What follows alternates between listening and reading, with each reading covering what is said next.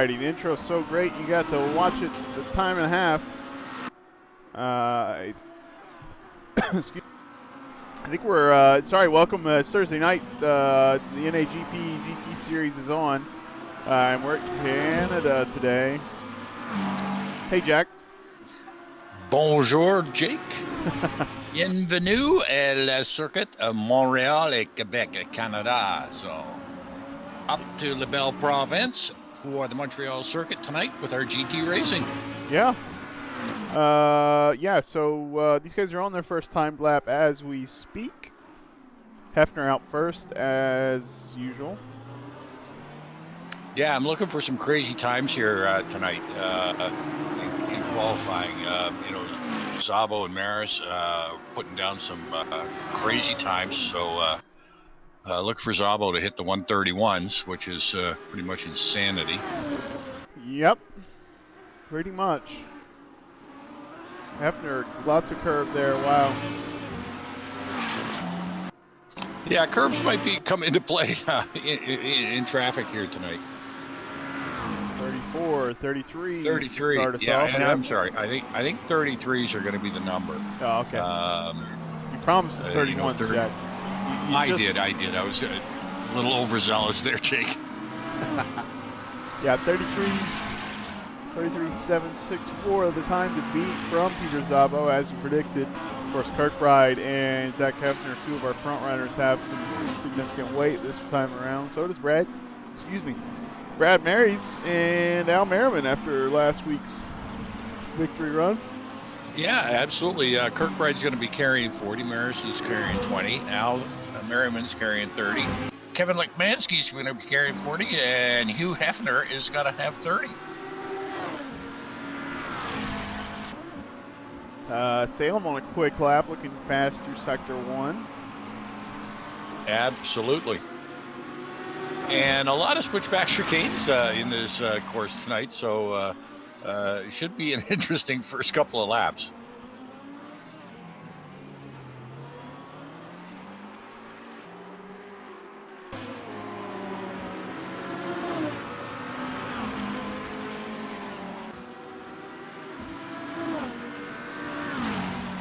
And this last chicane here coming into the Wall of Champions, or Quebec Wall, always catches somebody out in these races here in Montreal. These guys have it figured out pretty good, so yeah, might not be as bad as I thought.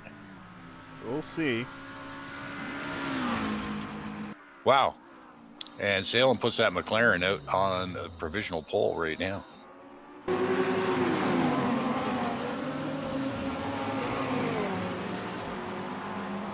So early on, it looks like, we've got Montgomery, Szabo, Kirkbride, and Maris. Yep. Looking for a car to watch here as Salem is on his out lap. I guess we can, he's not going to improve. Who can we pick up here? David Poole is going to move up the ranks, but maybe not far.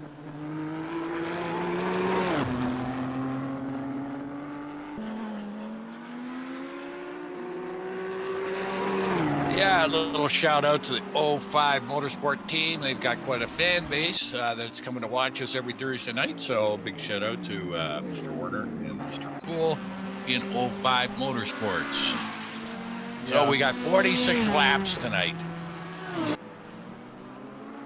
That was a tease, apparently. That was not a valid lap for David Poole. I'm watching now John Ludden, who's looking to... actually, based on his Sector 1 time, he's not going to... Oh, I say that, and his Sector 2 time is quick. So we'll see if he can improve a little bit here. He could get up to 5th if he... Or, sorry, 6th if he really pushes through the last sector.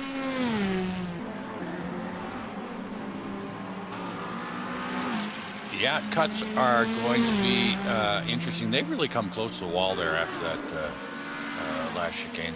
Yeah. Nope, not quite for John Ludden. Let's see what Peter Szabo's got in response to his teammate.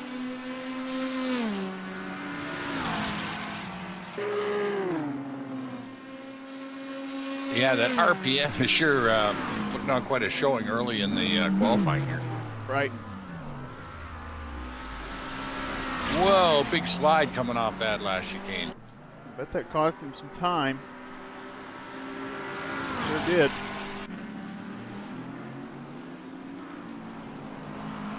Salem looks like he's going to put in another flyer. He's behind. Got a little traffic up in front of him. Sure does. That's either Brad or Al. Turn on names. Would That's be Brad. Harris. Well, Brad's not going to want to let him by at all. I think they're both going to maintain the pace and see if they can both turn in a clean lap here. Brad looking a little slow through sector one, and a slide there. Oh, Brad gets turned around. Oh, bad luck for Salem there. Well, bad luck for both of them, actually. Yep. Well, that's racing.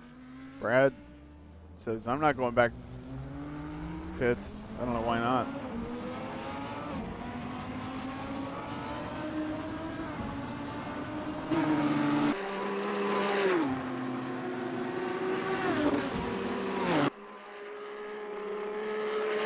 Anyway, Parsons, let's see how fast the Nissan can go as Parsons is going to put in a quick lap here. Almost touches that wall. Very, very close. Okay, not much of an improvement. I don't think he's going anywhere with that. I think he's already in 7th. No, yeah, you know, a little bit better on the timing, but not quite, and he just pumps back up, and he is going back out again.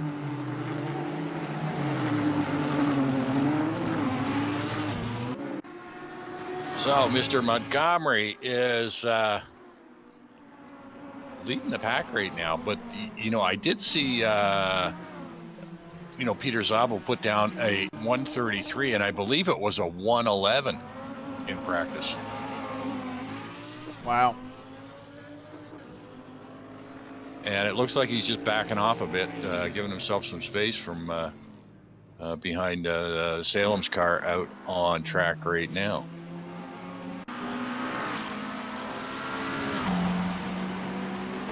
Scary close to that wall. Yep. We're going to see that bite somebody during the race, that's for sure. So hopefully there's nobody behind him. Peter Szabo looks a little loose.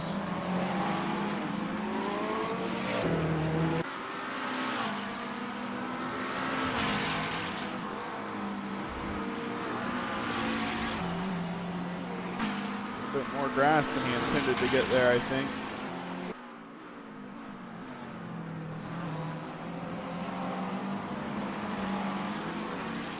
Yeah, and on these chicanes, they're using every bit of track going around here.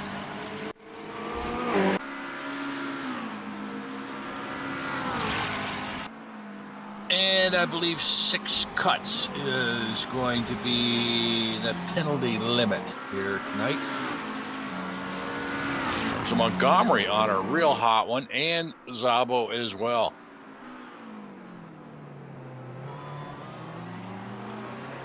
So is this going to be a McLaren show tonight? Maybe. We've seen those guys with some great results so far this season. Well, last week was definitely the Lambo show, so yeah, maybe it's McLaren's night. Both those guys improving their lap times, as you said, looking very fast. Not sure. Oh, Szabo gets a lot of curve there. Montgomery, I think, gonna keep first. He picked up 2/10. Gonna keep first by 0.05 there. Probably about as much as you get by taking too big a bite of that curb. So Szabo will go out and try again. I'll tell you that for sure. And you know, great run here by Kevin Kirkbride. You know, sitting in provisionally in 3rd with carrying an extra 40 kilos of weight. Right.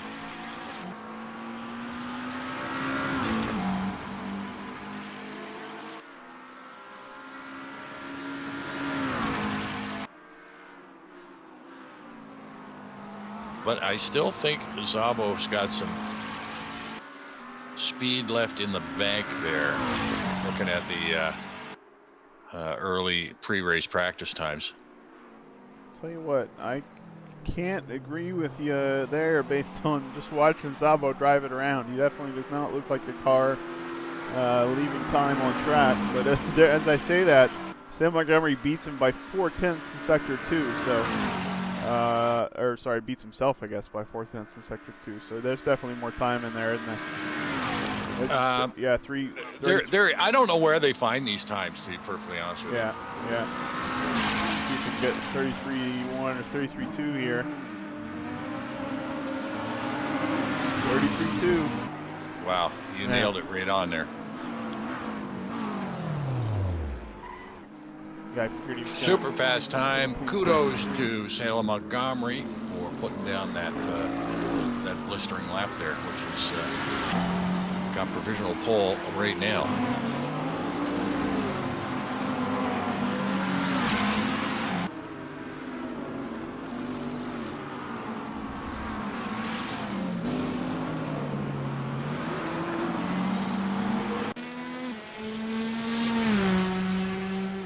All doing good. You know, a little shout out here.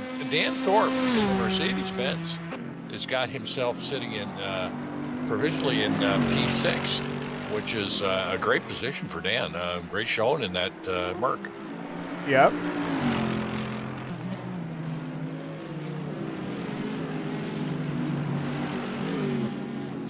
And, you know, it's too bad, too. You know, I see that Matt Lehman won't be here tonight.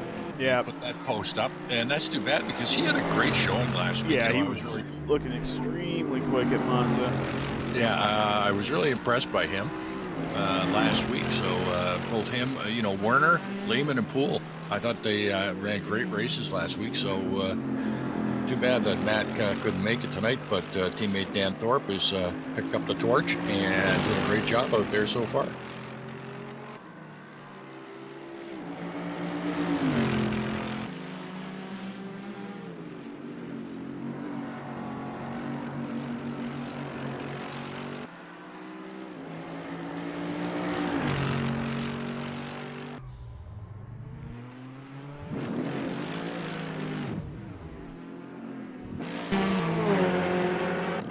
Well, these guys caught up in a string of cars. Gotta wonder if that traffic affects their lap times. Well, it usually does for me, but for some of these quick guys, you know, they're smart enough to give themselves some space, but just having a car in front of me is enough to throw me off, but it doesn't seem to affect these guys at all. Looks like the Porsche not very fast here.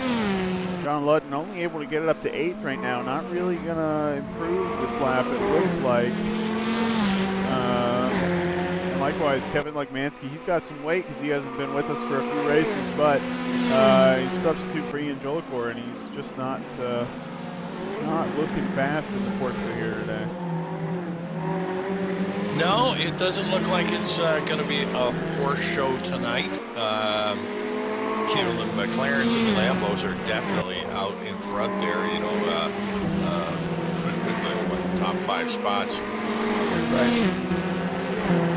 Now, Maris has just jumped up to, up and down, went up to 4th and back down to 5th. So Kirkbride and Maris are swapping spots there. Yep.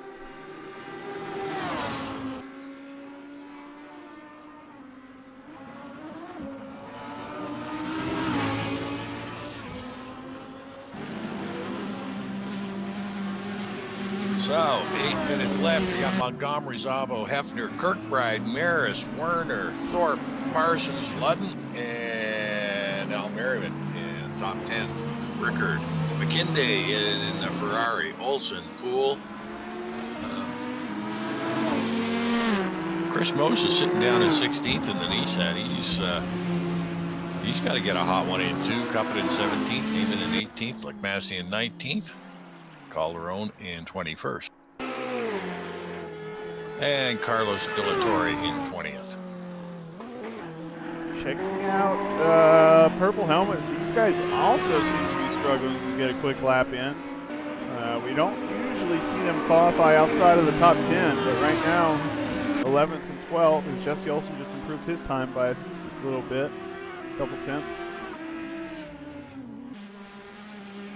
Looks like we're not going to see so many guys in 1 second, Jack, just because Salem and Peter Szabo were significantly ahead of Hefner and P3. So currently only 5 guys in the 1 second after Salem Montgomery's time there, really quick. Yeah, a little bit bigger of a gap than we're used to. We're used to having maybe 10, maybe up to 11 or 12 drivers within a second of each other. So maybe not everybody's favorite track. I'm not a big fan of this track personally myself. I know a lot of Canadians are, and they head out to Montreal to watch the F1. They run there every year, but not a big fan either in real life or in sim racing. Not a fan for this one, but hey, maybe not for the other guys either. Szabo on a pretty hot one right now. Pick him up. His teammate just finished a couple laps around. So a 33.2, and Szabo's got a 33.5.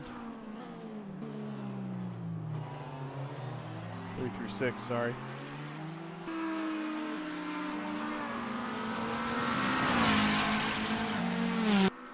Looks on pace to match Salem's time. See if he can do it.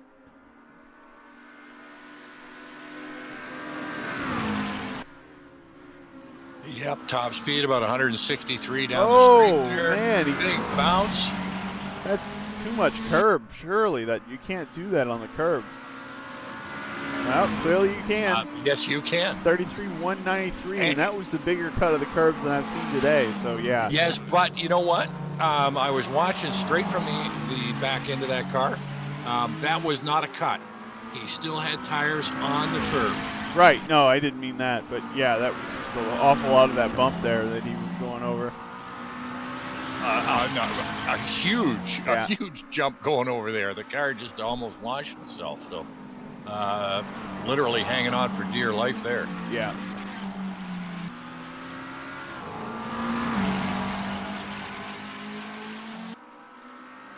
But took the pole away from his teammate. Yeah, he did. Yeah, just a little shout out to our viewers tonight.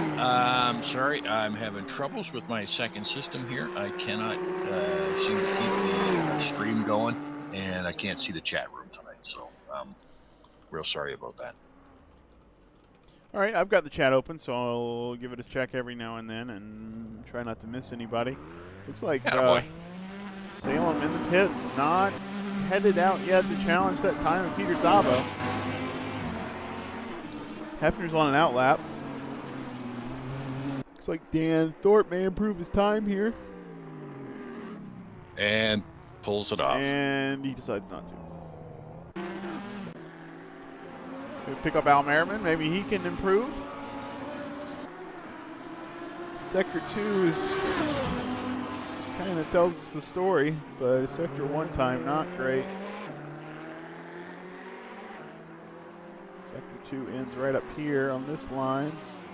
Nope. Yep. There. Probably not going to improve. Well, might improve a little bit this time, but it might not be enough to jump him up a spot.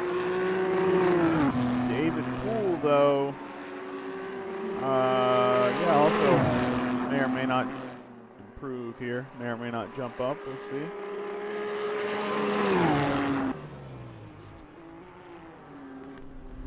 Yeah, not many guys in the 33s here.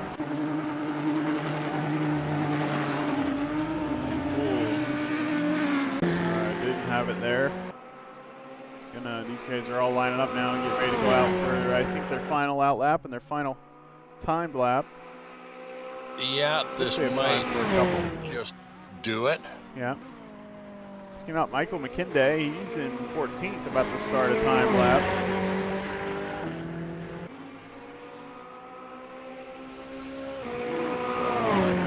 No Ferraris up. I think Michael's probably the fastest Ferrari we've seen, but he's dramatically faster on the tracks that he's already familiar with. And loops it. Bad luck there for Michael. If he gets back out on track, though, he's got time to try it again.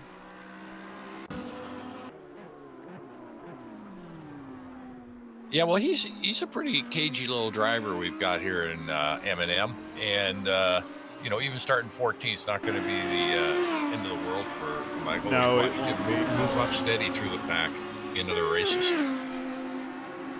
Gonna give her another go.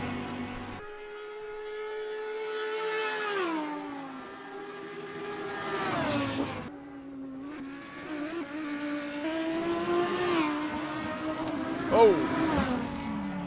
Right into the wall there. Not what he meant to do, but that's the risk you take when you cut that, I say cut, when you go over that bump at the chicane, you stick to the inside of that curb. You may just find yourself into the wall.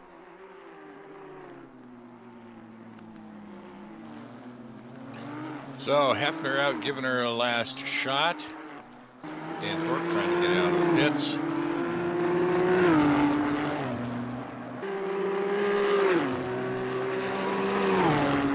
Andrew Werner looks to improve his time.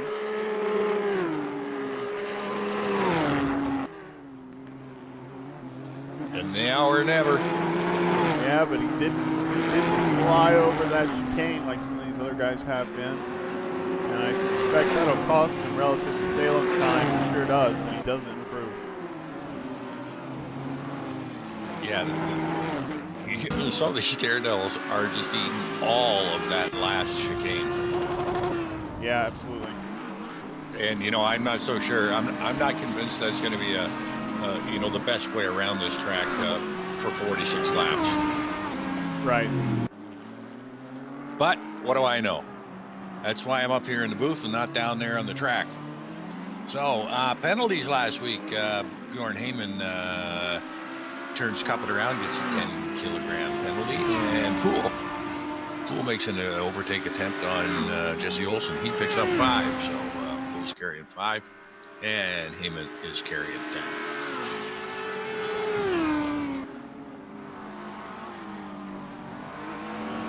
Sean Ricker looks like he's going to improve his time, but maybe it's too early to call. There he goes to P10. So Sean, nice run by Sean. Yeah, Sean Ricker into the top 10.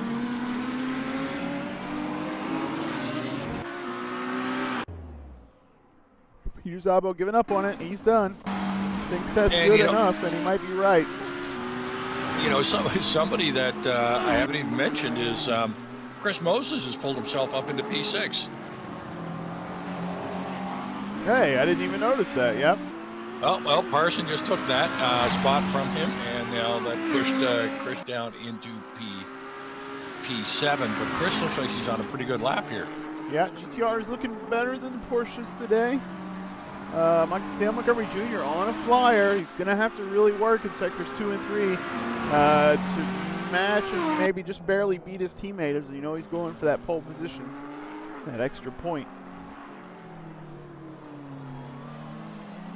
And if you better believe that either one of these guys is perfectly capable of starting this race and running away with it, considering Hefner, Kirkbride, and Brad Marys all have success ballots, and those are the 3 cars behind him. So we will see. Oh, slow through sector 2, so that's not going to improve. Salem Montgomery's going to start P2. Brad Marys is about to finish sector 2. We'll see how he's doing. Too close to tell. You know, he might pick up a spot. He might. But I doubt he can fly through this chicane. Just go. Yeah, he's got to murder these curbs and not hit the wall. Whoa, that was close. That was so but close. He did it. Yeah, he did it. Yep. Whoa. Wow, up to P3. Wow. Good run there by Brad. Just barely getting in there ahead of the... that was all on that last chicane. Yeah, it was. You're absolutely right, because he matched Peter Szabo's time in Sector 3, and Peter Szabo was the one especially we saw just bombing straight through there, not, you know, over the bumps. So, yeah, great run by Brad. Good run, of course, by Peter Szabo, but that's what we expect by Peter Szabo at this point. Yeah, you know that RPM team of Zabo and Montgomery are, becoming a real pain in the butt for podium hunters. Even though they're a little behind in points, if they can put some races together, they may challenge for the team championship. Yeah, absolutely. And I think we're actually going to see a mix of tires here, Jack, with some guys electing to run the softs. Not many, apparently, but we expect those guys, if they do stick with the softs, to be a little faster at the start of the race and a little slower right before the pit stop as they have more tire wear to deal with. We'll see if that plays out that way. Yeah, it definitely going to be interesting to see what these guys are doing. Geez, I didn't see a timed lap in there for Johnny Mack. Did he just join up late? Yeah, he just entered the server. Did he have a no qual? No, he just joined late, I guess.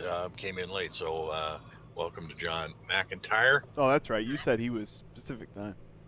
Yeah, he's out there in San Diego, the beautiful countryside that he gets to live in down there.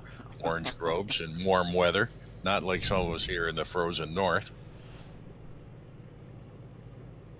Or even on the Eastern Seaboard, all you guys on the Eastern Seaboard getting hammered with, 4 nor'easters in 3 weeks. It's just crazy. Yeah, lots. Pretty much. North Carolina just getting a little bit of snow, and then everybody north of us is really getting quite some weather here. All right. Well, let's. We got 3 minutes here. Let's run down the order, Jack. How about that? A little early, get it out of the way. Oh, let her rip. Chatter. All right, Peter Sabo, keep talking about him. He's P1 in that McLaren again. Sale Montgomery Jr., his teammate, is P2. So we'll look for one or both of those guys to kind of run away with it. Hopefully they don't try to fight each other too hard here at the start. Brad Mary sneaked up to P3 right there at the end of qualifying with his last time lap. Great run by him, beating both podium hunters, Zach Hefner in 4th and Kevin Kirkbride starting 5th. Sean Ricker also improved his time, and I did not even see that lap, but he's up to 6th spot after what must have been a really solid lap from him. So that Audi, after all, looking a little fast. So we'll see what they can do during the race. Here's the GTRs of PMR, Aaron Parsons and Chris Moses. So good run by those guys. And then we've got Andrew Werner for 05 Motorsports and Dan Thorpe qualifying in the top 10 and 10th in his Mercedes-Benz. And Al Merriman brings in at P11, John Ludden in 12th, Jesse Olsen in 13th, David Poole in 14th, Michael McKinday in the Ferrari in 15th, Sam Rolfe in the Corvette at 16th, Heyman in the 911 at 17th, Cuppin in 18th in the R8, and Carlos De La Torre in another Ferrari in 19th, and Kevin Lemansky in 20th. Yep, rounding out the pack, we've got Sergio Calderon in 21st. His time was a bit slow, and John McIntyre didn't just hopped in with us, didn't get to qualify at all. I hope he's warmed up because he's got a heck of a lot of cars in front of him. So good luck, John. Well, don't worry. The first half of this track here, it's going to bunch up. Yeah. So you will be up nice and tight there. In the Virage Siena. The first couple of corners there, 6, 7, 8, 9, and 12 and 13, coming along that last grand ski jump of a chicane that they seem to be using. And I'm going to be interested to see how many of these guys actually take as much curb in the race as they were. No, I think you're right, Jack. I think they have to take less because otherwise they run the risk of getting some damage and ruining the rest of their race. So if you want to talk standings for a brief second here, I do have that. Yeah, we've got driver standing, Kirkbride out in front with 108, Hefner with 90, Zabo with 84, Salem Montgomery with 73, John Ludden with 62, Brad Maris with 58, Al Merriman with 58, Parsons with 57, Moses with 50, and McKinday with 40. That's your top 10 drivers. Yep. So Zabo and Salem, the ones to watch there. Likewise here with team standings, Podium Hunters leading pretty solid with 198 points, but RPM Extreme in the McLarens, that's Salem and Peter Zabo, working their way up, and they've got 157. So it's a multi-race effort to come back there But, you know, we've seen podium hunters have some bad luck this season. Not too much, but some. If that happens again, you can bet that Salem and Peter will be ready to take advantage. All right, hopping back to the race as we're just about ready to go. We have disappeared. All right. Good start for Peter Szabo. Absolutely getting away with it. Salem Montgomery got a solid start there as well. And these guys are all going to have to check up as they go through the chicane here. I'm at the back. And oh, we've got cars off 14, 15. That looks like McKinney. Olson and Werner there.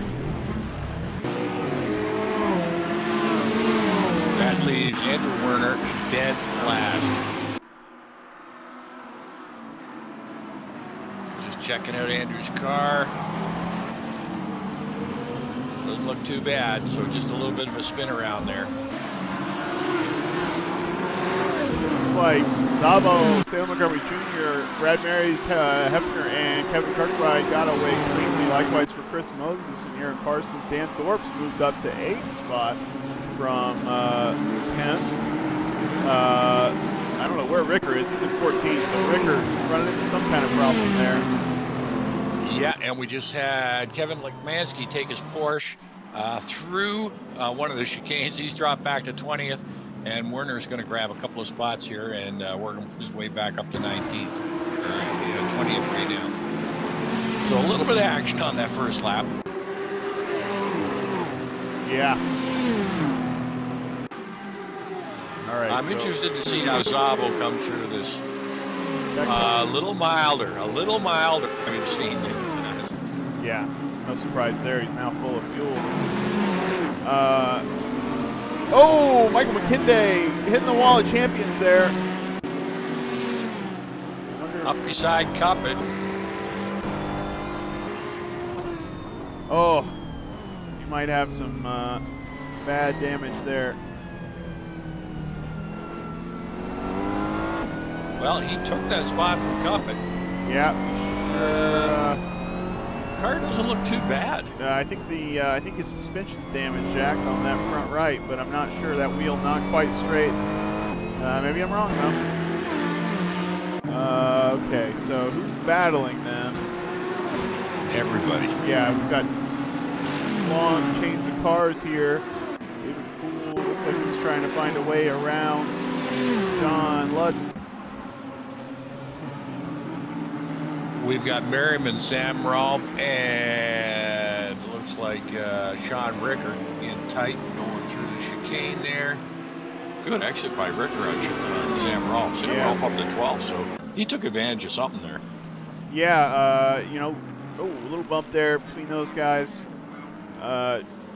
Greg is Sam's teammate for taxi service.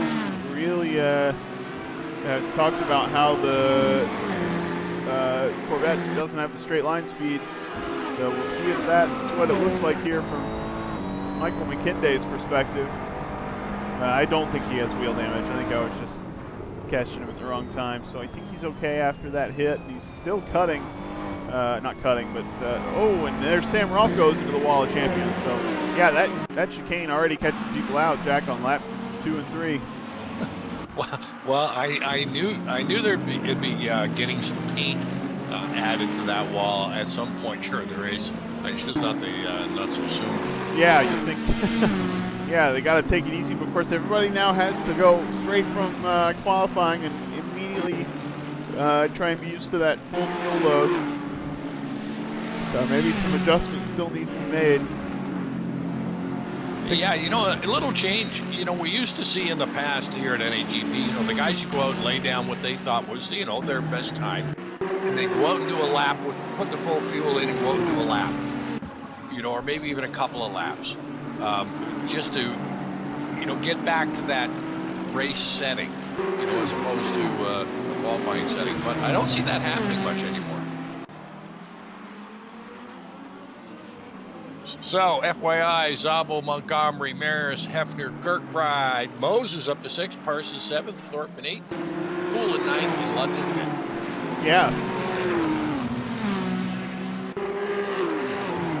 but they are all backed up here from like 14 to 20.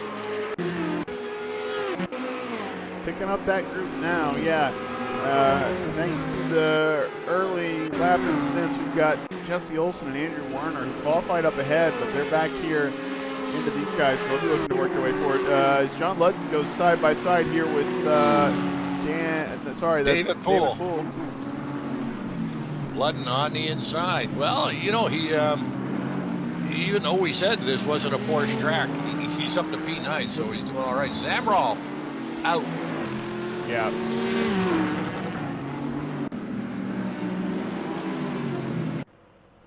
Well, looking like a little bit of a cut there for John Ludden.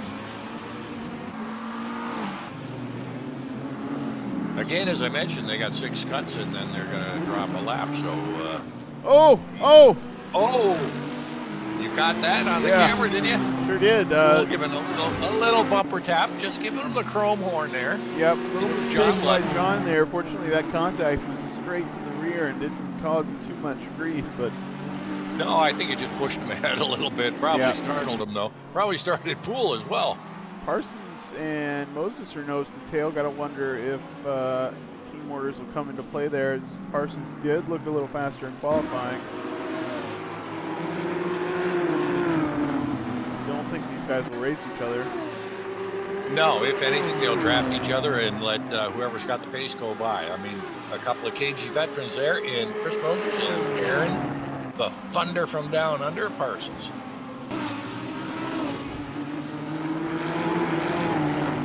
Again, I guess you're, now all of a sudden I'm starting to get, I still don't have the stream going, but I got the chat room opened up behind me. I don't know what's going on with this computer over here.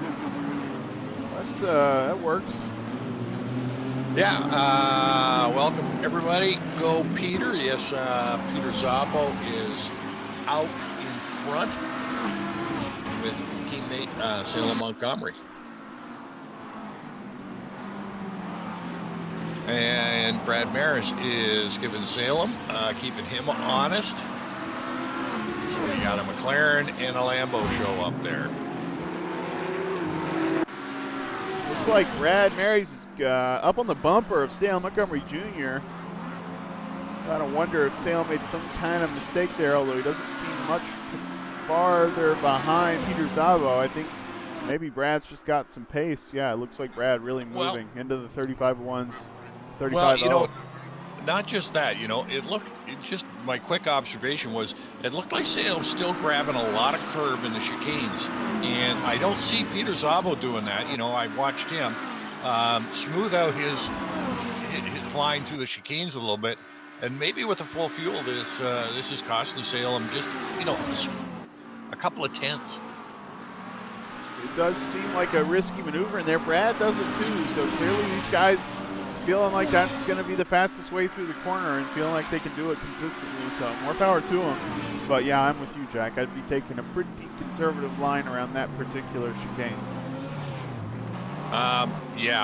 One little bump is going to put you in the wall there, and it's not going to be pretty when it happens. Parsons looking almost like he's going to pass Moses, but they were almost side by side going into the corner entry there. Let's see if Parsons ends up by him in a lap or two. And right behind them, we've got Dan Thorpe and John Ludden. So Thorpe in the Merc and Ludden in the Porsche, and Ludden is giving Dan Thorpe a run for his money. Yeah, we gotta expect, as fast as we've seen that Mercedes going, that John Ludden's gonna have to get creative in a braking zone or corner exit here. I don't think he's gonna have the pure straight line speed he needs to make a traditional looking pass on Dan Thorpe, so we'll see. Wow, a little farther back, we've in 14, 15, and 16. We've got Carlos De La Torre, Jesse Olson, and Andrew Werner. And we know Werner got turned around in the beginning, and we know he's got pace, so Werner is like looking everywhere to get by these guys. Carlos takes it off, mowing some lawn there, looking like a John Deere tractor there. Yeah, well, likewise for Jesse Olson, he got stuck behind Werner after Werner spun, so both of these guys pretty much got top 10 pace, and they're just trying to work their way back through the field. I'm sure Werner wants by Jesse, but they're definitely pretty similar paced, 36.5 as they move through the field. So, yeah. That is a heck of a battle, and Werner's going to look on the inside. Advantage Werner. And keep it off the wall. Oh, Oh, little Olsen touch taps the the wall wall. for Olsen. Doesn't look too bad. No. Just, maybe some of the little purple's gone off onto that wall there, but other than that, it doesn't look like it cost him much. Another slide there coming out, so they're battling tough. Yeah, Jesse really looking tough for that spot back, but they've got a long ways to go. They can still easily get into the top 10 of this race. They've got to make up they've got to make up 20 seconds at this point. So the working through the field is costly. Well, a little farther up, the other purple helmet, Sean Ricker, is now giving Al Merriman all sorts of Audi trouble. Sean Ricker must have gotten into some kind of issue early because he also was pretty far up there. Yeah, he's got a little damage on the right side of his car. Yep, a little bit of front damage as well, so something is going on. But he is, as you said, right there on Al's tail. Not quite close enough to get a draft, it looks like. Plus, you got that Lamborghini, which is quite fast. Well, it's always scary when they're hitting top speed coming into this last chicane here. And close again for both these guys. Wow. Yep.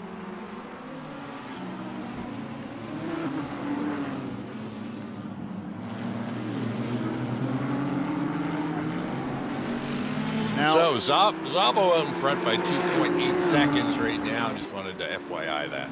Yeah. I'm a little surprised here to see Parsons still circling behind Moses.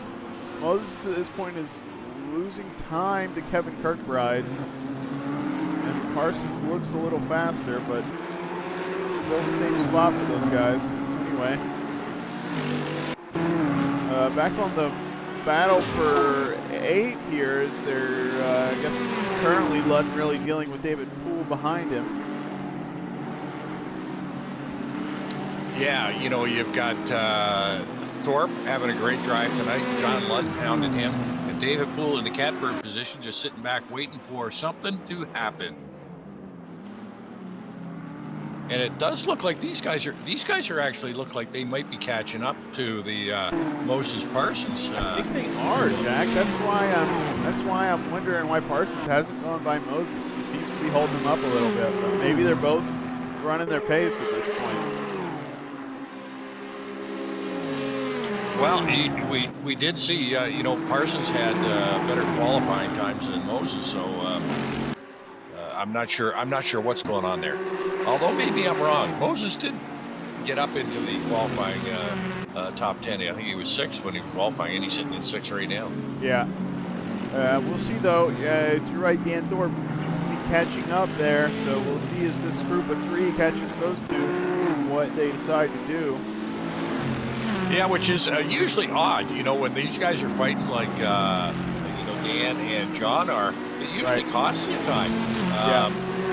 So, obviously, Dan's running his race and not looking at his rearview mirror, and John's just hanging out of the back of them. And they're at this little group here is actually gaining up on, which is going to be P6.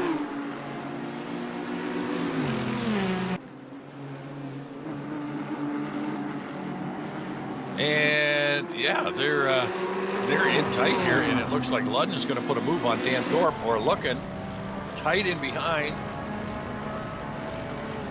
Now this, going side by side, they've been in a straight line, which they can maintain pretty good speed in a straight line. Going side by side is absolutely going to slow them down. I wonder if John is paying attention to that gap, 2 cars up, and is aware that they're actually catching Parsons and Moses. There's a lot at stake here because those guys could each be 6th and 7th if really this is the pace of Parsons and Moses. They're not just taking it easy. And a little FYI, Andrew Werner is just got by Jesse Olsen for P14, and boy, quickly put a gap on Jesse Olsen. So we know Werner had some decent pace.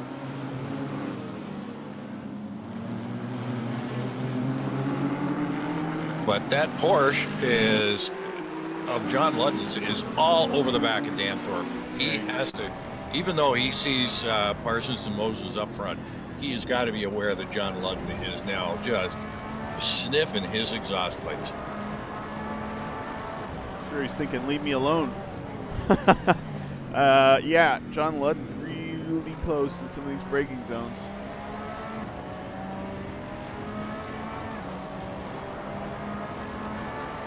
Well, I'm thinking John's probably thinking he's got to hang in real tight, you know, to get on this back straightaway to actually be able to, you know, to have a chance of getting a draft and grabbing this Mercedes, because we know the Porsche isn't the speediest car in a straight line.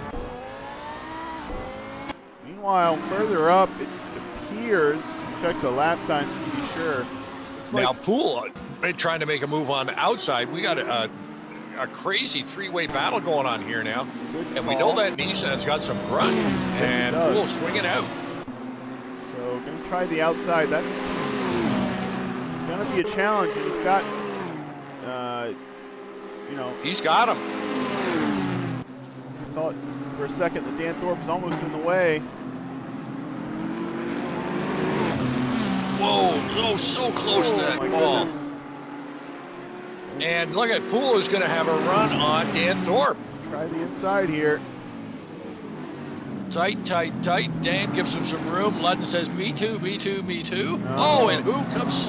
Al Merriman comes sliding up the backside saying, I'm loving this. Yep. Along with Sean Ricker, who's been chasing Al around for some time. And there's Michael McKinday. So this is heating up here. What's about to become, you know, actually Parsons and Moses getting a break. That's a huge relief for them. Straight out of my brain there, I thought the same thing. I thought, geez, these guys are getting away with murder up there, because they were actually catching them up. But we got Ricker now, Sean Ricker, and Al Merriman duking it out. Sean having a look on the inside now, and Michael McKinday is tucked right up behind them. Yeah, everybody returning to the racing line there for the entry to the chicane. Getting a little bit of the grass, but I'm curious to see now that David Poole has passed, if he's going to be able to make up some of that time. He's already got 2 seconds ahead of Ludden, so I'm wondering if he's actually going to be the one to catch up Moses and Parsons. It looks like he has got that pace to put a gap there already to this group. But we got a real good group of 5 cars going here. Yeah, it looks like Moses has actually picked up the pace since I last complained about it, so maybe he's listening. He is a little bit faster than his teammate now. Wow, what a gaggle going through this last corner here. Everybody's so close. Oh, goodness. Al Merriman grabbing lots of dirt there. Al's got what looks like front end damage at this point. Not sure if he got that. Whoa, Sean Ricker having to take evasive action. Al is now. Where did he go, Al? Where did he go? I think he missed something. Yeah, there. he missed that chicane. Oh, he's got suspension. No? Don't want to speak too soon. He might have suspension damage. No, he's smashed to pieces. Yeah, he must. Glass is broken. The hood's flapping. Big Al Merriman, who was such a dynamic force in last week's race, is now, and 12 out of 46, I don't know if he's got a pit window. Right. Yeah, he might have smashed into that wall of champions pretty good as we went by there, because now he has lost 5 seconds to the group as he had that slow cut, and now he's probably struggling for the pace here. I wonder if he goes in. If he goes in for damage repair, you know it's quite serious. Yeah, he's gonna. He is not looking too good out there. The rear end of the car looks fine, but the front ended. Yeah. So in the cockpit with Al, yeah, he is struggling out there. There's no doubt about that. Wheel kicked. yeah.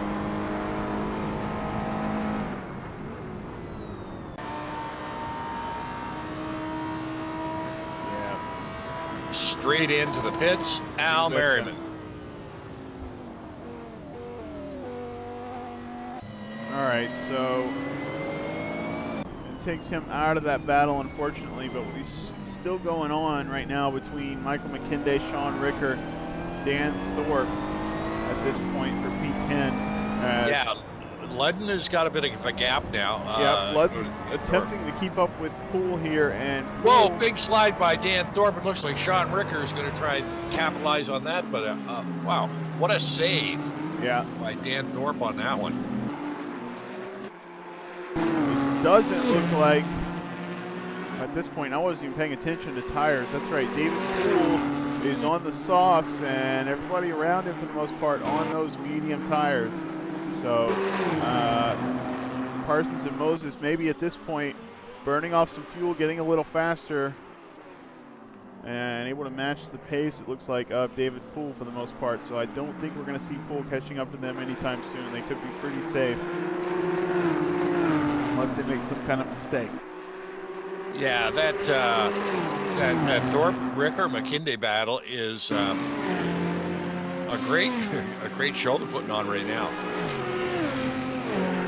Werner has made his way up to P13, but he's got a ways to go to catch up to Ricker.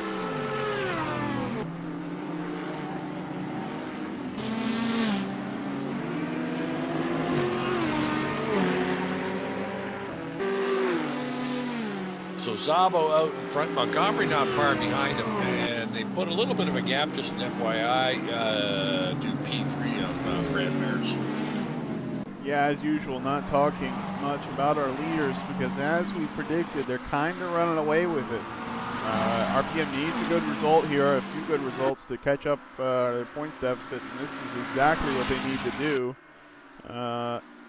Just to, get out in front and not have any incidents. So a gap between those two guys, and a 1 second gap, and a second and a half back to Brad Mary, so they don't quite have to worry about him. But we see Brad with some really impressive pace, so we'll see if he can catch up to these guys. And somebody we were talking about earlier, we said the Porters weren't too fast, but John Ludden has caught up to David Poole, and is now, challenging David Poole for P8. Yeah, Ludden looking really racy here.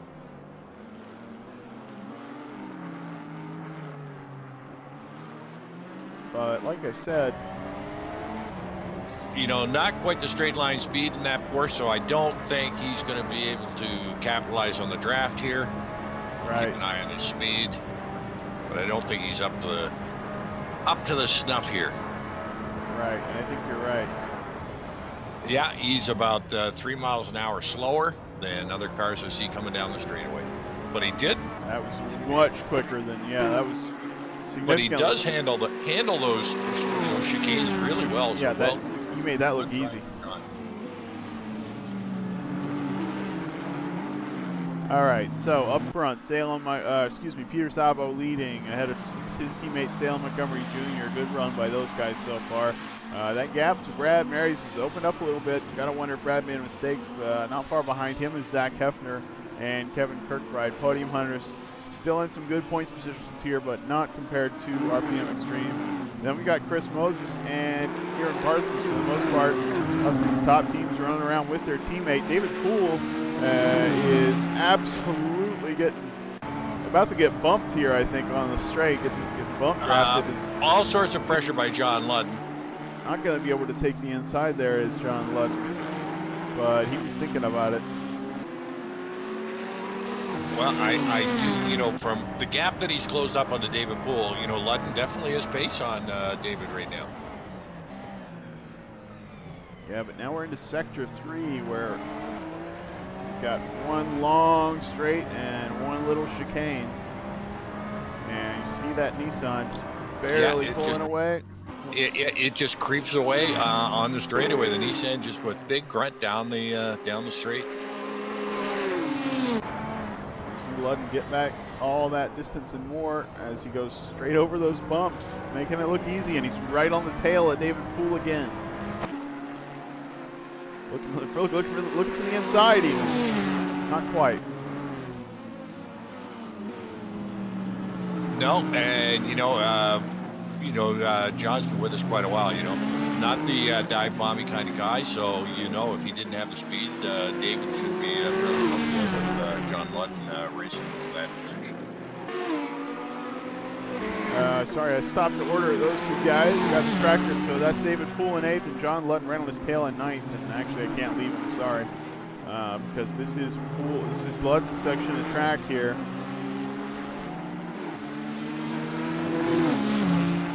Come down to the hairpin, we get into the areas of the track where Pool's got the advantage. Mainly the longest straights of the track here. Yeah, a great show by, David Poole with a bobble going through that last chicane, and now John Ludden having a look on the inside. Yeah, that's all Ludden needs. You're right. He just needed a little bit of an opening there, and it looks like he's going to make that stick. Another bump. A bump. It's the second time we've seen an impact between these two guys. Well, no love lost out here, but, no animosity either. I mean, they're just racing really hard tonight. Yep. Now, from Poole's perspective, let's see how much quicker Ludden is through here. He's quicker on entry, and yeah. See him get an extra car length or two right just through that chicane. Oops. Absolutely, and I can see if David Poole right up behind him again. So even though John got by, I don't think David is going to let him get by. Yep. And run away with it. We got corrected last week. Somebody told us the Porsche doesn't have great brakes, and in fact, a big slide by Ludden on that chicane. I think that's what we're seeing by Ludden between these two guys. The Porsche doesn't look any better in the braking zones than that Nissan and David Poole. So it really is twisty bits where Ludden has to make up the time. Yeah, and he's done a good job. And just as an FYI, he's 4 seconds behind Parsons. So Parsons is either going to have to step on the pedal because Ludden can see him, and it looks like he's putting a bit of a gap on David Poole already. Parsons turned to 36 last lap, and so did Moses back into the 36s. So if they keep doing that for 10 laps or so, yeah, but actually we've got a pit rotation coming up before then, probably after lap 23, most guys are going to go. So that could mix up these gaps a little bit and get us back to racing. Right now everybody's stabilized out, except for Peter Szabo just made some kind of mistake and lost at least a half a second to his teammate there. Must have just been a bobble, but a little bit scary there for Peter, and Parsons right up on the tail of Chris Moses at this point. They're teammates. Yeah, I keep looking to see if. Anyway, we'll see what somebody else is challenging them. Know about that. Well, yeah, and Ludden's got him in sight. Yeah. Ludden with about 3 seconds to gain there. He's got half a second last lap on those guys. So another 6 laps of that, and he'd be up to their bumpers. It looks like he can get. He's sliding around actually, but he can catch up to the Porsches and be behind them going into the pit stop. So if he's got a solid, quick pit stop prepped, he could come out ahead. We'll see about that. We saw one of the quickest pit stops we've seen, and really, Kevin told us it's not so much the pit stop; it's really just the final lap of the low fuel and the pit entry, pit exit. But Kirkbride and Hefner, we've seen fly through the pit, so we'll see if they can make up any time on Brad. Well, those cagey guys have got this thing figured out. They've got tire change and pit fuel figured out exactly the same time, so they know when to take an extra lap as they did in last week's race, and that really made a lot of difference. Yeah. Because I know it had, John Ludden grabbing some wall there at Quebec wall. Not bad. Well, a little crinkly there on the right side, John. Yeah. Tire squeal. Not sure what that was. Well, Chris Moses took it off. That was Moses. Okay, Moses made some kind of mistake there, and that puts him. That puts Ludden in 7th for one thing, which is what we were waiting on, seeing if that was going to happen. Chris Moses now getting got another Nissan to deal with, so David Poole gets to pick on somebody his own size. And absolutely, 2 well-matched cars. This is going to be interesting. We did see the Porsche outmaneuver the Nissan, not outpower it. He just outmaneuvered it. But you know, Moses and Poole in the same car. It's just going to be who's going to blink first. Now, Ludden will, without a doubt, be wanting to catch up to Parsons, but Parsons did seem a little bit stuck behind his teammate. His lap times would improve when Chris's lap times improved, and his lap times were not great. I say not great, faster than I can go, but 36s when Chris's lap times were 36s. So we'll see. Parsons currently showing up green on our timing. It looks like he's going to be picking up the pace and maybe even trying to catch Kevin Kirkbride. Yeah, he's got a few seconds there, but oh! A little bit of broadcaster's curse there for Parsons. Hopefully not too bad an impact. He doesn't look very damaged, but no, he's got a little crinkle there. Not much though, but he's still. Yeah. Who would have thought? Good timing there. Moses having a big slide again, coming off that turn 2 and 3.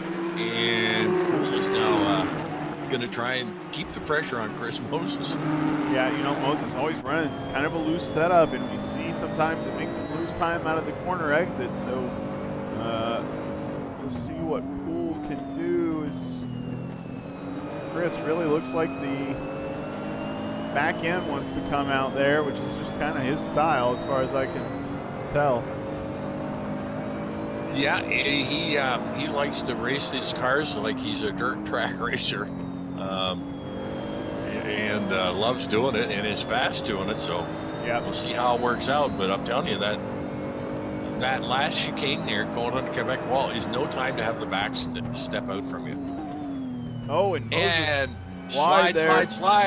That's what Poole needed, but looks like Moses had an okay exit despite going wide there.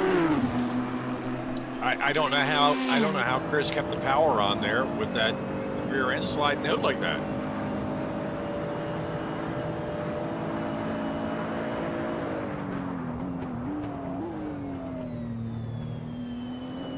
So thanks for our viewers joining us here on Thursday night at NAGP GT Thursday night series. You know, anybody who wants to join us, we're just past the halfway mark in our seasons. And we got room on Monday and Thursday night. Kirkbride pits, Michael McKinday pits. So I feel like these guys thought damage was impacting their race, and that's where we're getting the early stop. We see Kirkbride, 20 seconds is for the tires. 25 is absolutely some damage repair. So Kirkbride looking good out of the pits. Michael McKinday didn't have to stop any extra time there, just 21 seconds stopped. But okay, so that's going to leave Hefner a little bit by himself in 4th spot, but does not change this battle we have here for 7th, so that's what we'll stick with as we wait for the rest of these guys to pick their pit stop. Yeah, a little early, but as you said, probably thought get in, get the damage fixed. Michael McKinday got put back into the mix here as he's battling now with Kevin Lekmansky. Yeah, and that's actually, well, it is and it isn't for position. You know, we've discussed this before. It's for position. Sort of. It's when you pass him, the number goes up. When you get past, the number goes down. That makes a position in my book. I hear you. But yeah, absolutely. So right now, though, you got to say Kevin Lekmansky, he's got low fuel. He's as light as the car gets. Michael McKinday is about as heavy as he gets, so it may actually be that the car that didn't just pit has the current advantage, but as those tires warm up and as Michael McKinday gets back into the groove and as Kevin burns the last of these mediums up in these next, well, 2 laps, we'll see what happens. It looks like right now Michael is just being pretty patient. Yeah, I'm wondering if Michael didn't have his damage repair turned on, or didn't elect for damage, because it only took him 21.6 seconds to do that and stuff. Yeah, but he got the he had some front damage from hitting the wall, and he got that fixed. So I really think it was just not that much. and he was able to do it in the time it took to get the tires on and the fuel in. But as you said, good point, Jake. Good point. That's why you're up there in the #1 seat there. Yeah, I think these guys are going to go to the end, but you got to say at the end of the race, the tires of Kirkbride and McKinday should be pretty done. Michael looks like he's going to try. Oh, he's right on the tail of Lekmansky here. Going up beside him. Yeah. Ouch, ouch, Looking ouch, for the inside. ouch. Kevin leaving room there. Yeah, good on Kevin. He did give him room and literally threw the anchor out and let Michael go by. Yep. Probably for the best, as he's not. Well, I might think that might have been a little pushy, but I mean that's just my opinion. For McKinday? I thought your opinion was that Kevin should let him go by because he's not racing him. Come on, Jack. Well, no. Oh, you're right. I do think that. I do think that as well. But I think that was a pushing move by Michael. But Werner on Ricker, because Andrew Werner and Jesse Olsen, after their issue early on, have caught back up to just about where they were, and so we're going to see the purple helmets together again. If Werner gets past, if Werner gets past Ricker, or if Jesse Olsen gets past Andrew Werner, we'll see how this goes. Well, Werner having a great comeback after ended up dead last. Yeah, exactly. He was dead last. He was dead last, and Jesse Olsen was second to last. So these guys have been really consistently working their way up.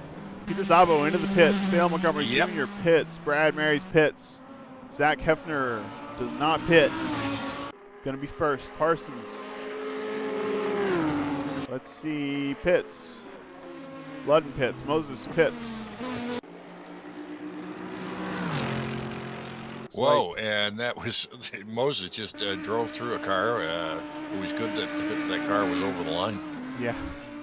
Looks like Thorpe's going to I wish they'd fix that. You know, I really wish they'd fix that.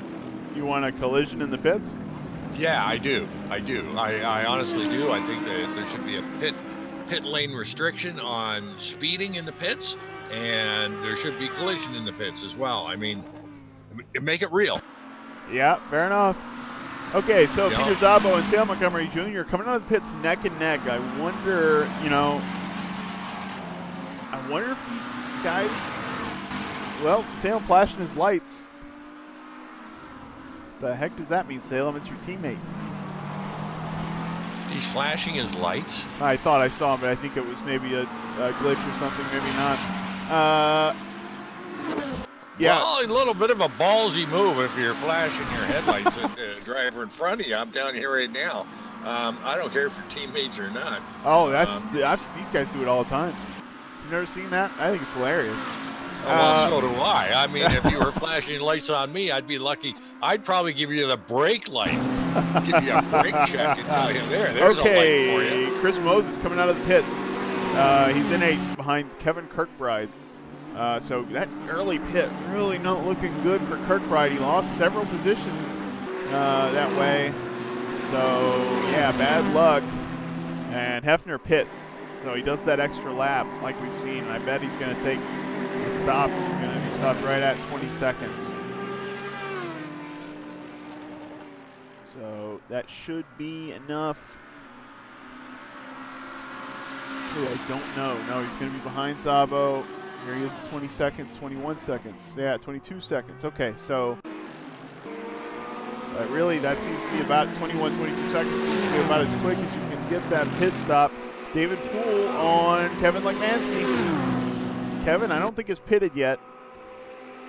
This is all the way up to 11th. Hefner just got out in front of Jesse Olsen.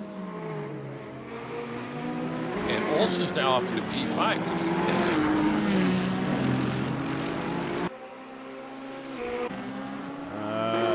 No. What? I'm not showing a pit time for, or am I? Yeah, maybe. Jesse Olsen? Yeah. Well, that would make sense for how he is so far up. No, you're right, Jack. He hasn't pitted yet. That's why he's up here. Well, got me all confused there for a second, boys. Yeah, Olson hasn't pitted. Andrew Werner, though, has. So that put him back in 14th, about where he and Olson were before, battling with Kevin Lekmanski, who still hasn't pitted by my looks like here. So, after that little pit rotation there, oh, we got Ludden having a look at Moses. There's a lot going on here, Jack. And there is indeed. Now, I'm wondering if Olson's going, Olson in the pits. Okay. So Olson, I think, is our last, except for Kevin Lekmanski, who he should roll in probably at the end of the straight. Andrew Werner is already pitted, yep.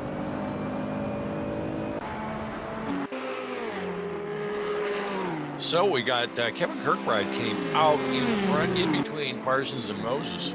Yep. But Moses got his hands full with John Ludden, and John Ludden running a great race tonight in that Porsche. So, yeah, Kirkbride got to work his way forward. That's Kevin Lekmanski last to pit, I think. And so that's going to put him pretty far back, but he really just wants to finish this race. So I'm keeping my eyes on that battle between John Ludden and Chris Moses, as John Ludden really is right up on the bumper there.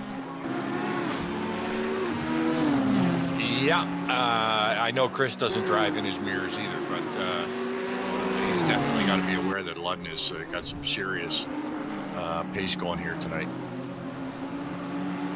And boy, Chris is looking like rather loose through those chicanes, as you mentioned earlier. Yeah, he really is. Ludden looking for, nope, just reaching out and taking a peek.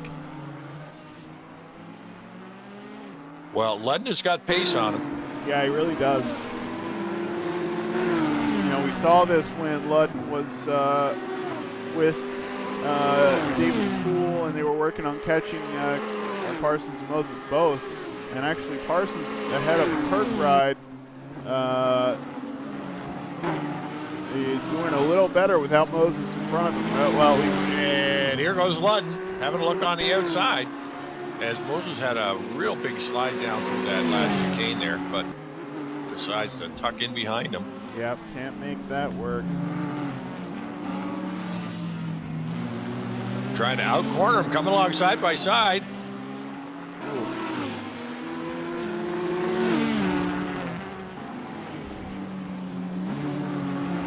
Great action here by both of them, and Chris sliding that car through these. That looks almost scary to me. Yeah. Like he's right on the edge of losing that car. Yeah. I got to jump in his cockpit and take a look.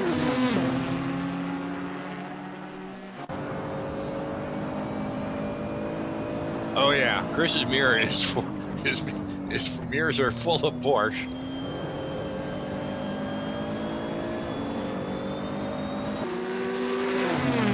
Ludden absolutely on his bumper there, trying to get that straight line speed. He needs to take the inside. And down on the inside, Chris. Way Chris, on the outside. Yeah, we've seen Chris on the outside like that get a great exit. I think Chris is going to take it back because he's done that before, gone wide like that, and he gets a really spectacular speed on the straight. And here he goes. Yeah, the old over-under. On Ludden, they'll be just fuming here, going, go Porsche. He's pushing that pedal all the way through to the front bumper right now. Yeah.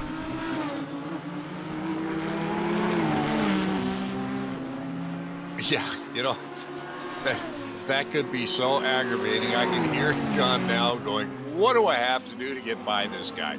And Chris going, well, you just try it again. And they are going at it tooth and nail right now.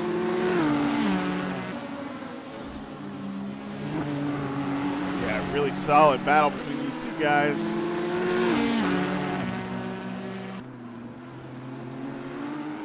We always do, like, it's been a great season for the Porsche battling the Nissan. We've seen this a bunch of times. And, you know, that being said, it's been a great season for mid-pack racing. Yeah. Yeah, it's been, we've seen really impressive runs by our front runners, but running an expertly managed, expertly driven race means it's not super exciting. So yeah, it's been the mid-pack where people are forced to contend with some variables that they can't plan for and figure it out.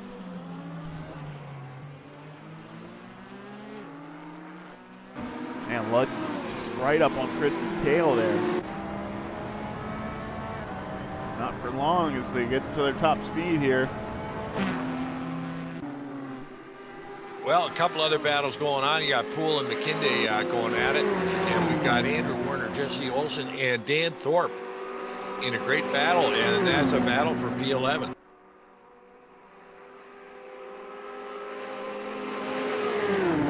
Yep. And, Sorry, Jack, cut out there. Whoa. McKinday is turned around. What? No, I guess that Carlos De La Torre. Yeah. Carlos De La Torre's got his Ferrari all spun around, getting her straightened out again. And that's as the leaders were going by. Zach Hefner making it around. So Zabo, Montgomery Maris, and now Hefner gets by. Well, this will be really interesting when Moses and Ludden come up on Carlos Del Torre in a lapped car to see what happens here. Yeah. But I just switched. Ludden just majorly catching too much curb, and that's he's out of that battle. He's got to fight with McKinday now. That was a massive mistake from John Ludden. He caught a lot of curb on the right side and really into the grass on the left, and now he's got free air, but he's gonna have to work his way back up, and he's got some damage on that car. Yeah, and we've got David Poole going by Michael McKinday now. No, and he's Michael not. McKinday doing the old over-under. Oh, but David Poole with a solid exit. We've seen. Oh. And that big Inside, Nissan grunt. And McKinday's probably doing the same thing Ludden was doing, pushing that pedal as hard as Michael, you just bent the throttle. Yeah. Gotta get good on the brakes here. But yeah, pretty much everybody able to keep up with the Nissans through that chicane, so we'll have to see if he can bring it back and fight for position in ninth there. Yeah, so 05 Motorsports got their hands full. Werner in 13th, trying to chase down Olsen and Thorpe, and McKinday's chasing down David Poole. So the 05 Motorsport team has got their work cut out for them tonight. Yeah, speaking of Olsen and Thorpe is picking up that battle as Jesse Olsen appears to be closing the gap a little bit. Yeah, Purple Helmets have a decent run. Ricker's not far behind. I kind of prefer the in-car view to watch these battles because the camera's zooming around. It's a little bit misleading about where these guys are. Whoa. Who's that turned around? That was Poole. Poole gets it all wrong there, and now Poole has dropped down to 14th. David Poole not going to be happy there. Wow, what is going on with these guys, Jack? They're pushing. They're pushing. Yeah, they are. Oh, little bump there between Jesse Olsen and Dan Thorpe, but nothing too terrible as they both get out of there okay. Yeah, and Werner in a catbird position with a big, powerful Nissan who's right behind him. Yeah, I bet Werner is gonna. Nope, never mind. He's an Audi, not a Porsche in front of him, so he's a little faster, but he's not gonna be able to take the inside there. And it's. Oh, wow. Mercedes, Audi, Nissan, Audi. Ooh. Yeah. So close here. So Werner sandwiched between the Purple Helmets, the big Audis, and Dan Thorpe in the Merc. Having a great run tonight for Dan in the Mercedes.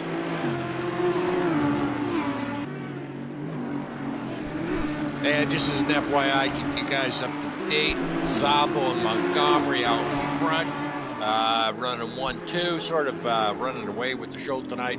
Maris in P3, and then a big gap back to Hefner in big gap in cars. It's a big gap, right? So they're all spaced out here. This battle is good for Sean Ricker, and it's even good for David Poole as he tries to make up the time he lost with that off, because all these guys seem to be losing a little time. Yeah, we got Ricker, Werner, Olsen, and Thorpe looking for P10. Four-way battle here. And just as we were talking about earlier, great mid-pack racing here. We got 21 guys out on track, and the race is for P10. Yep. Absolutely.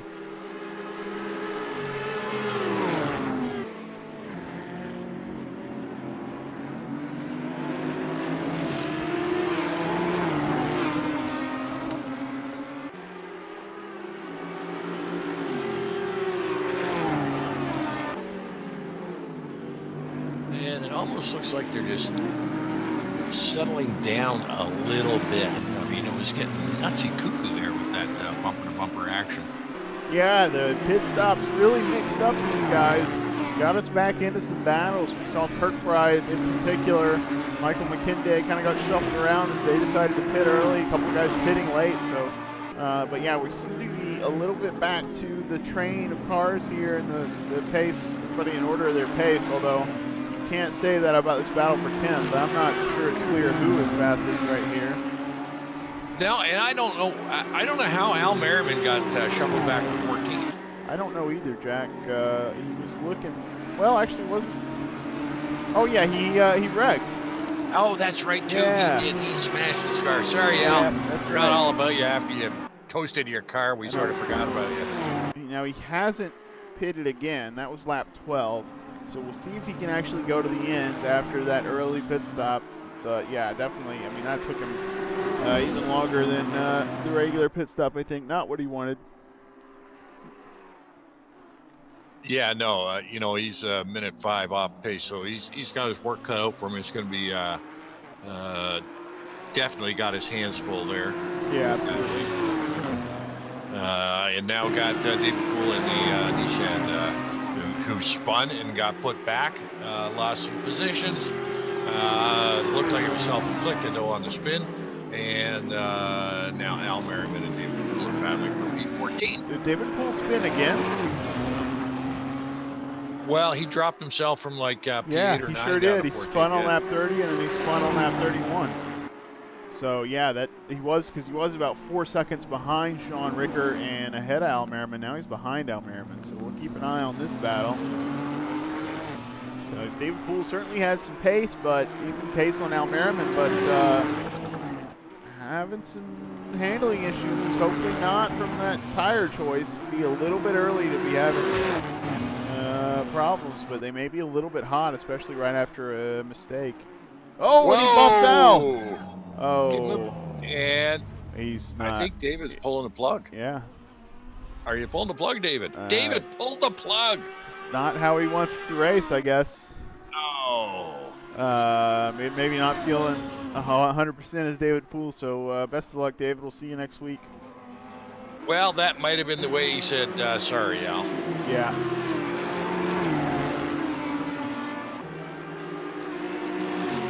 So, well, one half of 05 is out, and the other half is sitting in P12 right now, sandwiched between Ricker and Olsen. And it looks like Jesse Olsen is trying. Oh, Jesse Olsen put it in the wall! Oh, wow. Broadcaster's curse. Sorry, Jesse. He's dropped a third. These guys are catching it left and right, Jack. Well, I knew, that corner catches these guys out. I mean, it always does. It always does. That wall comes up on you so fast. Looks like Jesse Olsen got out of there without any suspension damage. That's good. He's got some front wing damage. It might be a little less downforce, but usually with you compensate on the brakes, you adjust your bias if you need to, and you trail brake a little more, and you can still get the car to turn. So hopefully we see that he's still able to keep up with his teammate, but he's got to get used to the different balance of that car now. It's definitely not going to drive this thing.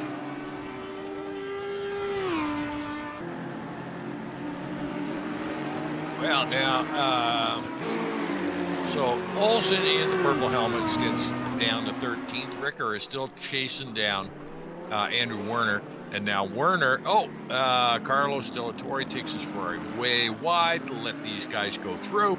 Yep. Well done, Carlos.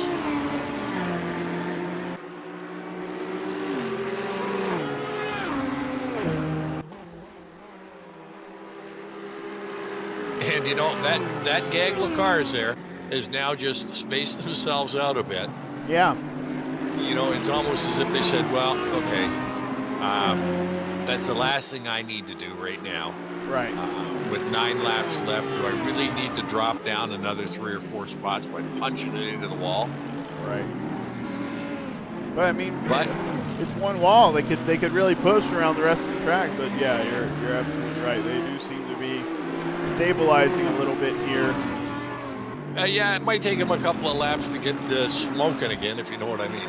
Yeah, well, they've got time if they decide to get racing towards the end. But with the second gap, you know, you do need to start looking at, all right, I need to be a tenth faster than this guy. And then the pass is quite a lot faster. So we'll see. Dan Thorpe, I think, is in a riskiest spot right now. You know, he had Olsen behind him. Olsen made the mistake. Now he's got Werner coming up on his tail. And Werner made a mistake earlier. Should be, you could say, should be further up in this race. So yeah, you know, Werner has picked up as many spots as he is sitting in almost. You know, Dan Thorpe, a little bit of a slide coming out of there. Yeah. Out of that last corner. It almost looked like Werner backed off a little bit. And I don't blame him because we did see a couple of cars, you know, sideways around that corner at times. Salem Montgomery Jr. has caught up to his teammate Peter Szabo as they seem to be making their way through lap traffic here, catching up to Bjorn Heyman and Kevin Lekmansky as they're currently somewhat battling. So we'll see if that lead changes at all, but I suspect being teammates, these guys shouldn't be racing each other, especially with traffic around, but we'll see. Yeah, really competitive guys, so it wouldn't surprise me if they did start racing. Meanwhile, we still got that battle for 10th. Ricker looking good. We sure do. Yeah, Ricker's looking pretty speedy. Yeah. All over that limiter there. Yeah. Everybody seems to be picking up that kind of shifting style. It seems to be one of the fastest. Doesn't sound great though.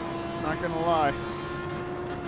No, it sounds terrible, but yeah, as you mentioned, it may be the quickest way to go is just to drag that limiter out for, you know, a second and a half, or 2 seconds. And Werner taking it wide, gonna try and get a run. Yep. And boy, they're all in tight here. Gotta say, it looked like Dan Thorpe held up both those guys. So yeah, I think he's gonna get past here. Let's hop on board with Werner. Oh yeah, a little bit of speed. We've seen that Mercedes very fast. Probably. Oh yeah, thinks about it, but then pulls out.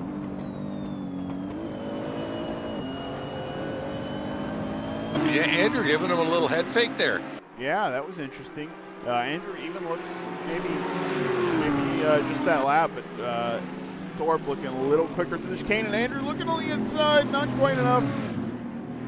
Oh, and Dan got sideways. Oh my gosh, Dan keeps getting these miraculous recoveries here from what looks like a really bad spin. I just hope he doesn't get bumped in the butt here.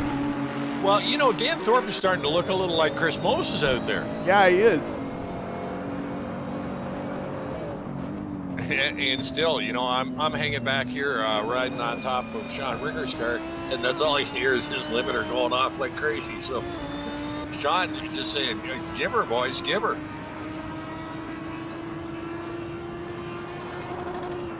Great battle going on here late in the race for top 10 finish. Yep.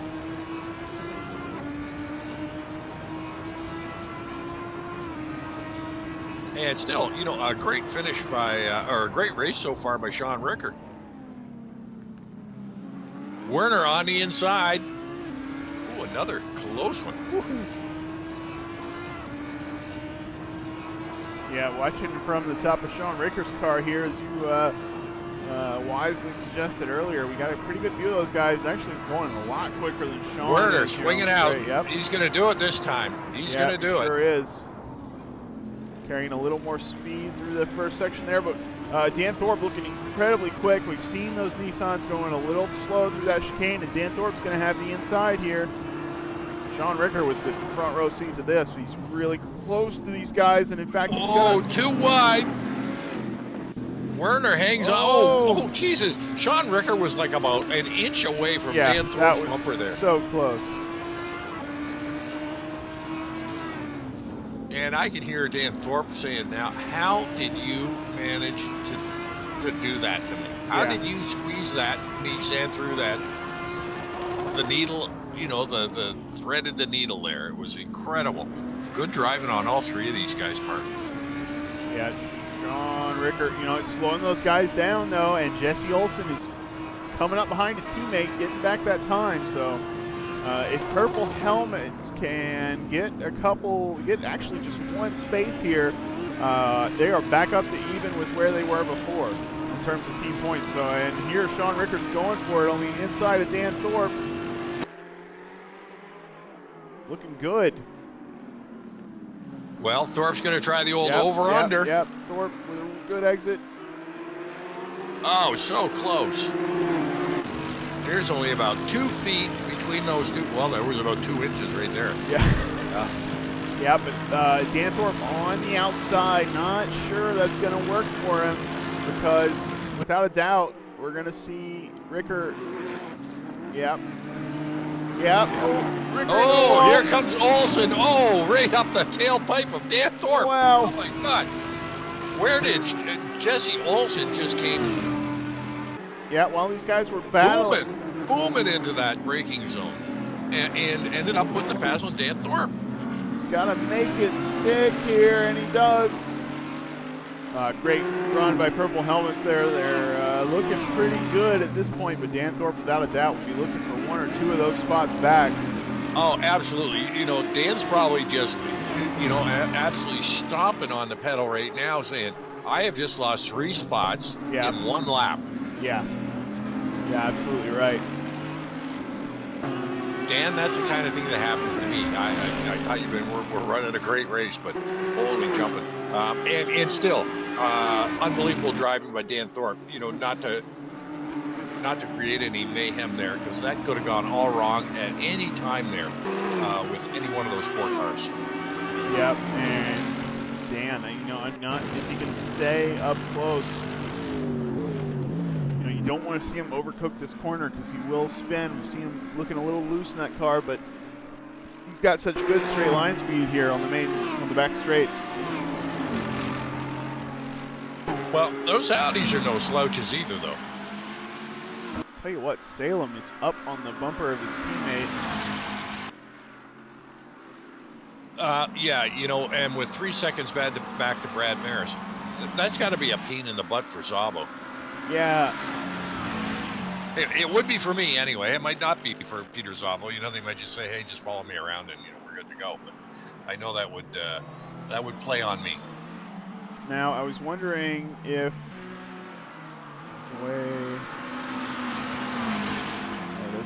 I was wondering if Kirkbride was going to have to pit again. Not Kirkbride, actually. Who was that? That was Merriman. And he hasn't yet. So who's got pit? Al? Yeah, because remember, he pitted on lap 12 after damage, so. No, I think he might have been able to pick up enough, or he might have just said, you know what, I'll go right to the end. Yeah. Splash. Go. That's right. We have seen him split 250-kilometer races into 2 pieces, so they can go 125, which is 3/4 of the race. So yeah. All right. No, not quite. 5/8.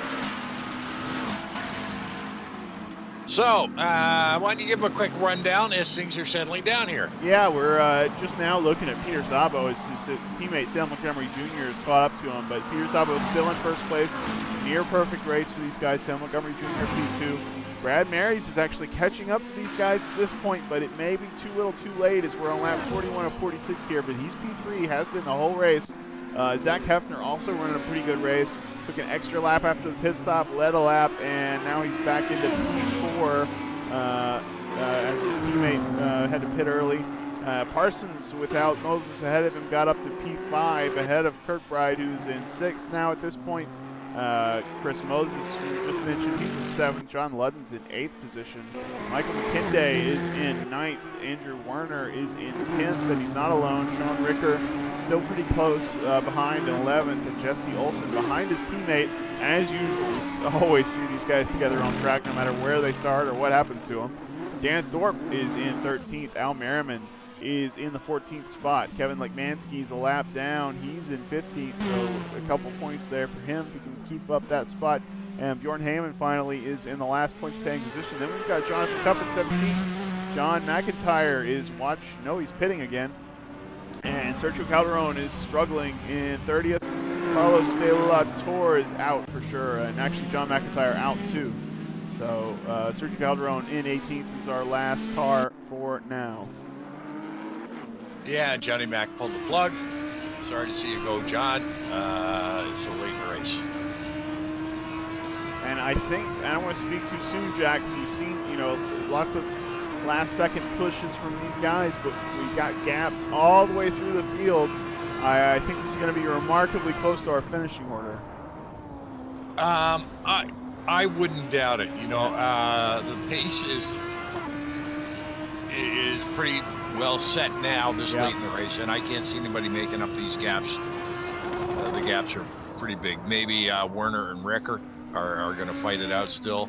And they're up together in time there, and that's about the only two. So Sean Ricker giving her for one half the purple helmet's trying to get his car up into the top 10. Put that Audi in top 10 and take it away from Andrew Werner in the Nissan for 05 Motorsports.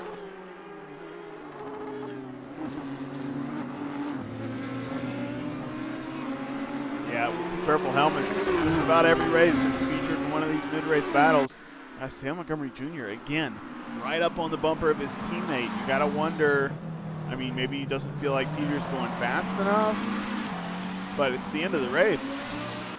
Well, he is putting in faster lap times than Peter right now, but who is matching Salem's lap times is Brad Maris, and he's got that lead down to under 3 seconds, but he's only got 3 laps to go, so Brad just running out of time here.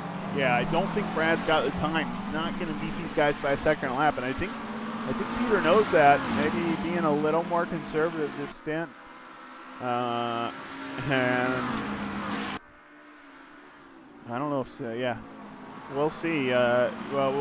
Looks like we'll talk to him after the race, one or the other. Well, yeah, he's only got 3 laps to hang in, and he's probably saying to Salem, geez, we got a 3-second gap. You want to give me more than 3/10 here. But no, he's up 6/10 now. 3 seconds is just too much to make up. So Zab was probably saying, "Come on, Salem, let's just put in some smooth last few laps. We got our 1-2 positions solid. Let's take those points to the bank, and it helps us climb up on the podium hunters in team championship." Yep, sure does. Yeah, it'll close that gap a little bit as, Hefner and Kirkbride sitting in 4 or 5. So they're still going to have, a little bit of a hefty lead out there, but the gap is closing. So good on the RPM drivers tonight. Still late with 44 out of 46. We still have Ricker chasing down Werner. Wow. And Andrew Werner getting a big, slow corner out of there, and that let Ricker right up behind him again. So not close enough for the draft and not close enough for a pass just yet. We'll see if Ricker can keep this up. Well, again, those guys that are, taking that last corner there, flat out, are risking, and we've seen a couple of guys in the wall there. I mean, it's caught them out. Yeah, absolutely. We've seen suspension damage. We've seen more minor damage, but it's definitely going to cost them if they overplay their hand there over that final chicane. But right now, Sean Ricker has closed up that gap. He's about as close as I've seen him in the past few laps. Yeah, I would think that Sean might just have, and he does. He's got a little bit of about a tenth or 2/10 a lap pace on Andrew Werner late in the race here.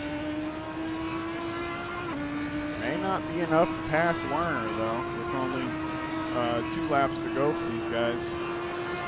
Or is it 2 laps to go? Nope, 1 lap to go. 3 laps to go for those guys. Now their race will end. Oh.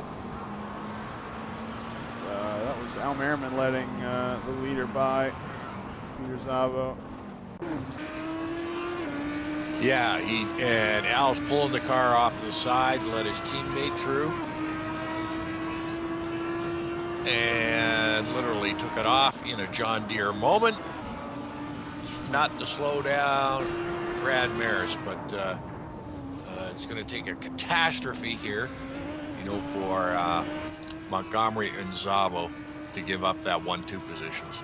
Starting to think that some of that little bit of damage on Ricker's car is costing him in straight line speed because Werner just absolutely leaves him on the straight, and then you see, as we've seen, closes up a little bit through the first couple chicanes, but first couple turns, but not enough. I think this is about how it's going to be.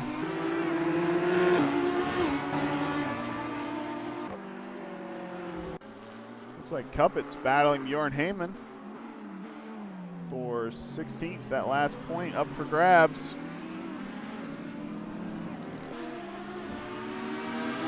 Heyman on the inside, not quite going to have the straight line speed, I think. Let's take a look.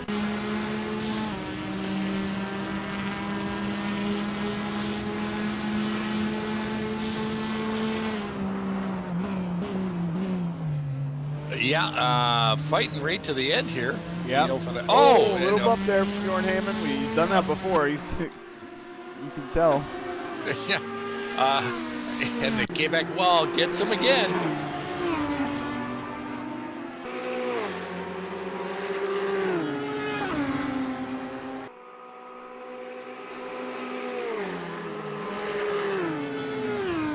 So leaders on the last final lap and cruising home nicely. Peter Zavo in 1, Montgomery in 2, Maris in 3, Hefner in 4, Parsons in 5. And that's pretty much the way it's going to end up, is the way it's sitting right now. Yep. As we, I guess we should watch Zabo here. I think we do pretty much have the finishing order. Zabo putting in looks like he's pushing for a fast lap here. He's got a little bit of space out to his teammate, but that gap back to Brad Maris has for Salem. Let's see what he can do here.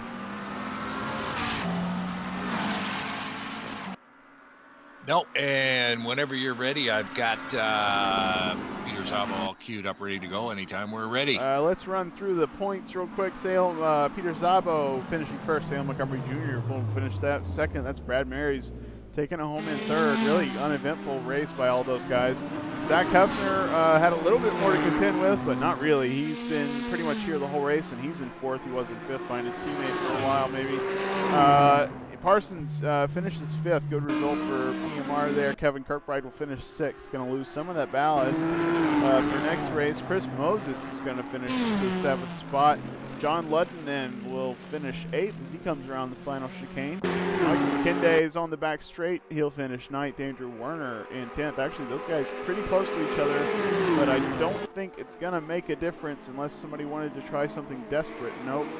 So McKinday, 9th, Werner, 10th. Rickard, a little desperate, slamming into the wall there.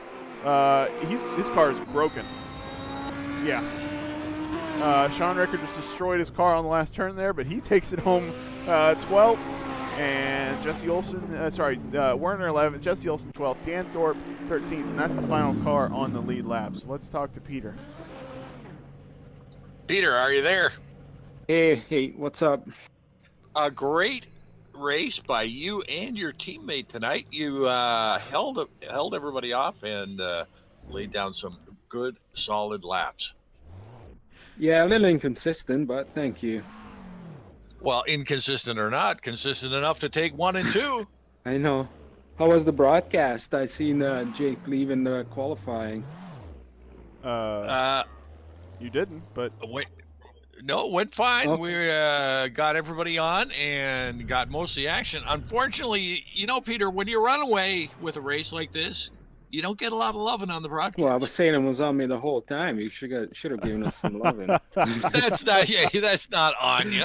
I mean, if you had let him pass the odd time, we might have let him. He almost did when I went off track. yeah. Well, we saw that. We We knew saw there that was gap. probably team orders. I was actually peeking up to you and wondering out loud a few times what Salem was doing there. Were you taking it easy at the end of the race? I was just trying to be safe and not touch the wall because any little, rubbing against the wall just ruins the car and you're done. Yeah. So that's all I really cared about. Yep. Okay. And, Salem we had the same pace, but I'm sure he wouldn't have taken the win away from me anyways. He's a nice guy. Yeah. Well, I don't know how nice you guys are. I just figured there had to be some team orders going on up there. But again, if you run away with the race, you're not going to get any loving down here. But great drive tonight. Looked like this track was well suited for the McLarens. Yeah, and the Lambos too. Yep. Well, yeah, it looks like both you guys are going to pick up some baggage for next week's race. A little bit, but it's all right. We lose it. That's okay. That's a good attitude. Well, congratulations on the win. And that should help close the gap a little bit up to the podium hunters in the team championship. So good luck for the rest of the season. All right. Thank you. See you guys next week. Well, hey, what do you think there, Jake? Another great week? Oh, yeah, good. Solid race. I knew we were going to see some great action here at Canada. We usually do. Those chicanes, not everybody's favorite for driving around, but actually pretty solid as far as passing opportunities go, and we saw lots of action there in the braking zones. I don't know. Peter's sister asked what the points are like. I've got them on the screen here, but I'm not great at the math. So. I suck at it too. Yeah, so RPM Extreme I think will take 46 points, and the Podium Hunters are going to take home 6th and 4th, which is 16 and 14, so 30 points. So going to cut that. I think, and I might be wrong, that RPM Extreme is going to cut that lead of Podium Hunters by between 15 and 20 points. And so still got a little bit, that lead right now is 41. So they've got to do that again, basically. They've got to do another race like that and maybe another one where they really solidly beat the Podium Hunters, and that's going to be a challenge as Podium Hunters has been able, race. Kirkbride drops some ballast. He only comes back stronger. But as we saw tonight, we saw a lot of guys get put back. Werner had a great qualifying, got put back to the back of the pack. I mean, anything can happen here, so it's still super competitive. So RPM's really got a good chance of catching Podium Hunters. And next week, we're going to drive south, so everybody's going to pack up the trailers and the haulers, get about 4 hours south to the Glen, Watkins Glen. Yeah. Monday, though, you can catch us at Mosport, which is like a league favorite as far as I can tell, and it's fantastic in the Ferrari 312 in 1967. So be sure and check out Alan Brad's broadcast on Monday night. You don't want to miss that one. Those have been pretty spectacular this season, especially among the front runners. And, yeah, catch us next week. Well, I know I'll be watching Monday night. That's my home track. I'm 20 minutes away from the track where I live. Watching, Jack. I will be watching. You got a seat in that race, Jack. Come on now. No, I cannot do it anymore. I can't keep up with these guys. You guys are way too fast for this old dog. I am actually looking for an old man's league, something we can drive, maybe a 1930s, kind of car, something like that. But anyways, racing here Monday and Thursday. Join us. Yeah. NAGP TV. Yeah. Great evening. Yeah. Thanks for joining us tonight. We will see you next week.